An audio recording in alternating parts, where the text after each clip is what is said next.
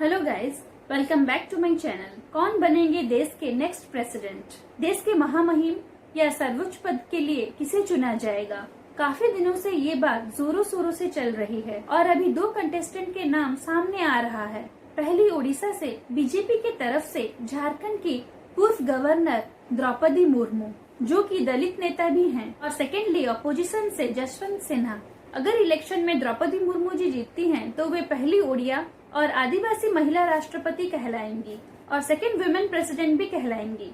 लेकिन आज इस वीडियो में हम लोग प्रेसिडेंशियल इलेक्शन के बारे में डिटेल्स में जानेंगे। प्रेसिडेंशियल इलेक्शन कैसे कंडक्ट किया जाता है, कौन वोटिंग प्रोसेस में शामिल हो सकते हैं, प्रेसिडेंट कैंडिडेट होने के लिए एलिजिबिलिटी क्राइटेरिया, प्रेसिडेंशियल इलेक्शन का प्रोसेस या प्रक्रिया और बहुत कुछ। Let's get started.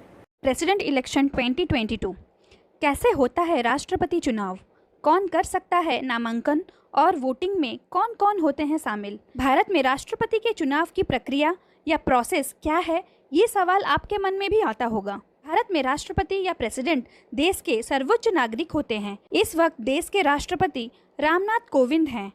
इनका कार्यकाल 24 जुलाई को पूरा हो रहा है। इससे पहले नए राष्ट्रपति के चुनाव की प्रक्रिया पूरी की जानी है।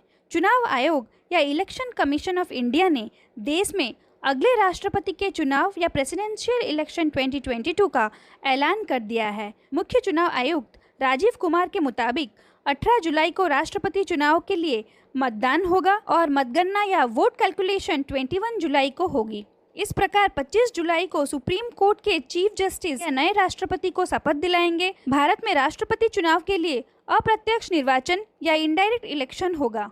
भारत में राष्ट्रपति का चुनाव जनता सीधे नहीं करती, बल्कि जनता के वोट से चुने गए प्रतिनिधि करते हैं, मतलब इलेक्टेड कैंडिडेट्स, ना कि नॉमिनेटेड कैंडिडेट्स।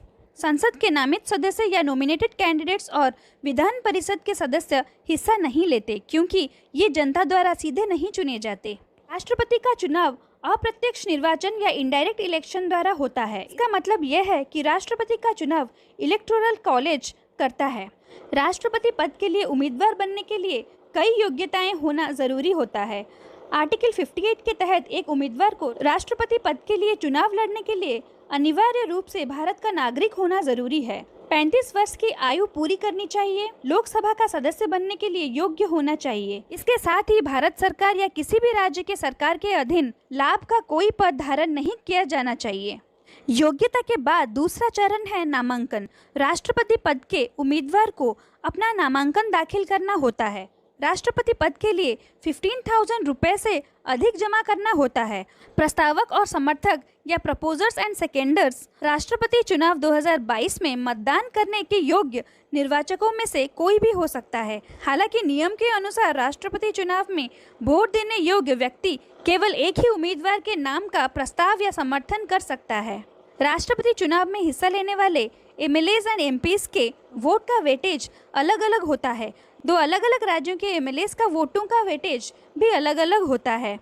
वेटेज के लिए राज्य की जनसंख्या भी मुख्य भूमिका धारण करती है। इसके बाद राज्य की जनसंख्या को चुने हुए विधायक की संख्या से बांटा जाता है और फिर उसे 1000 से भाग दिया जाता है। इसके बाद जो अंक मिलता है वो उस राज्य के वोट का वेटेज होता है। राष्ट्रपति के चुनाव में एमपीज और सभी राज्यों के एमएलएज वोट देते हैं। इस बार चुनाव में इलेक्टोरल कॉलेज में 4809 सदस्य होंगे। इसमें राज्यसभा के 233, लोकसभा के 543 और विधानसभाओं के 4033 सदस्य होंगे। राष्ट्रपति चुनाव में हर वोट की एक वैल्यू होती है। इस बार हर एमपीज के वोट की कीमत 700 तय की गई है। इसके अलावा एमएलएज के वोट की वैल्यू उस राज्य की जनसंख्या के हिसाब से एक फॉर्मूले से निकाला जाता है।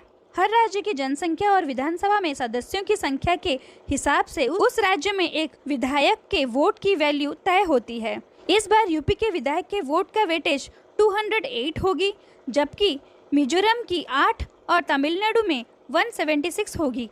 राष्ट्रपति चुनाव में विधायकों के वोटों का कुल वेटेज 5,43,231 होगी। वही एमपीज के वोटों का वेटेज 5,43,200 है। कुल मिलाकर इस साल सभी सदस्यों के वोटों का वेटेज 10,86,431 है। एमपीज को हरे और एमएलएस को मिलता है गुलाबी मानपत्र। उन्हें विशेष पेन भी दिया जाता है जिसका यूज वो लोग वोटिंग के लिए करते हैं। राष्ट्रपति चुनाव के दौरान मानपत्र पर सभी उम्मीदवारों के नाम होते हैं और वोटर अपने इंटरेस्ट के हिसाब से 1 या 2 अंक के रूप में उम्मीदवार के नाम के सामने लिखकर वोट देता है। ये अंक लिखने के लिए चुनाव आयोग अपना पेन देते हैं। सभी उम्मीदवारों को रैंकिंग देना जरूरी नहीं है। क्या एक बार राष्ट्रपति बनने के बाद दोबारा राष्ट्रपति बन सकते हैं? संविधान में स्पष्ट प्रावधान है, राष्ट्रपति कार्यकाल समाप्त होने के बाद दोबारा राष्ट्रपति पद का चुनाव लड़ा जा सकता है। वहीं एक और सवाल लोगों के मन में उठता है कि क्या राष्ट्रपति का कार्यकाल खत्म होने के बाद क्या उनका राजनीतिक जीवन खत्म हो जाता है? राजनीतिक जीवन समाप्त होने का कोई सवाल नहीं उठता। वो चाहे तो किसी भी तरह से राजनीतिक जीवन में रह सकते हैं, लेकिन देश के सर्वोच्च पद पर रहने के बाद स्वाभाविक है कि वो सांसद या विधायक या राज्यपाल बनना पसंद नहीं करेंगे, क्योंकि ये सब तो राष्ट्रपति के नीचे के पद हैं। क्या राष्ट्रपति को पद से हटाया जा सकता है? राष्ट्रपति को उनके पद से महाभियोग के जरिए हटाया जा सकता है। इसके लिए लोकसभा और राज्यसभा के सदस्य को 14 दिन का नोटिस देना होता है। इस पर कम से कम 1/4 सदस्यों के हस्ताक्षर होने जरूरी हैं। फिर सदन उस पर विचार करता है। अगर 2/3 सदस्य उसे मान लेते हैं, फिर वो दूसरे सदन में जाएगा। दूसरा सदन उसकी जांच करेगा और उसके बाद 2/3 समर्थन से वो भी पास कर देता है, तो फिर राष्ट्रपति को पद से हटा हुआ माना जाएगा। भारत में अब तक कितने राष्ट्रपति रहे हैं और उनका नाम क्या है?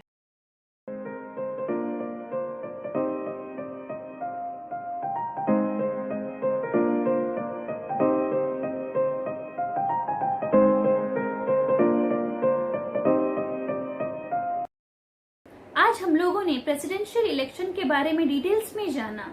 होप आप लोगों को ये फुल प्रोसेस अच्छे से समझ में आया होगा और इस वीडियो में आप लोगों ने हमारे महामहिम कैसे चुने जाते हैं जाना। आशा करती हूँ कि ये वीडियो आप लोगों को इन्फॉर्मेटिव लगा। If you like this video, do like, share and subscribe my channel and thank you for watching.